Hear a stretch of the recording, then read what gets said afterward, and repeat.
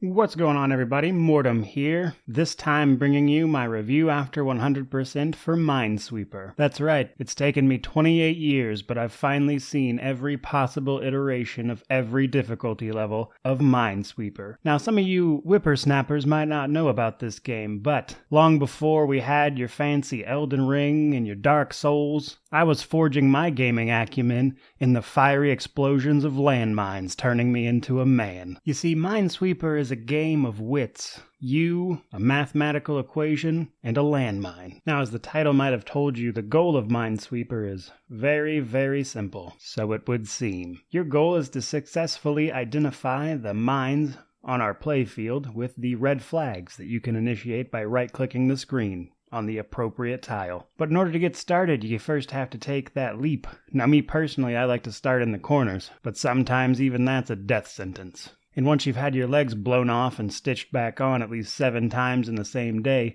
you start to have a new appreciation for what qualifies as a high-octane thrill. Now, once you finally manage to dig up a square that wasn't a death trap, you might notice some numbers. Those numbers indicate the number of mines in all of the adjacent squares. Now, you might be asking yourself, doesn't it seem a little counterintuitive for the enemy to put literally the number of mines next to this square on the battlefield? Yes, it's obviously nonsense. They do that to get in your head. So you've got to use these combinations of numbers to successfully identify the squares with mines in them, and then plant a red flag to mark the spot. Now, after this is a real complicated maneuver not a lot of people are aware of, but if you were to click your middle mouse button on one of the numbers, it will show any adjacent square, and if you've successfully marked what you think are the appropriate number of mines around that adjacent square, it will actively check them. And if you're right, it will reveal new spaces with new numbers about the adjacent mines in those tiles now. But if you're wrong, boom, there went your legs. And then you have to start the arduous task of clicking on New Game.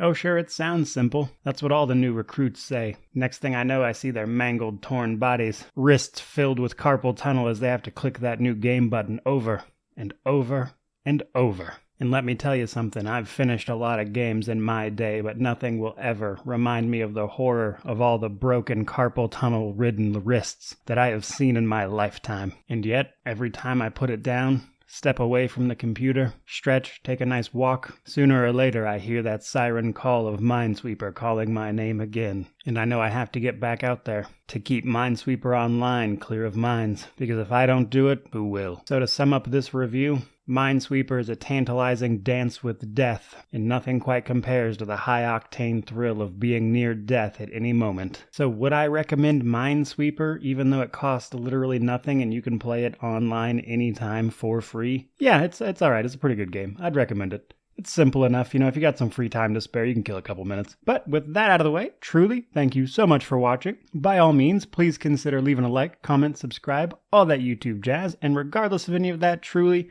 thank you so much for watching. May you wander in wisdom, and have an amazing rest of your day.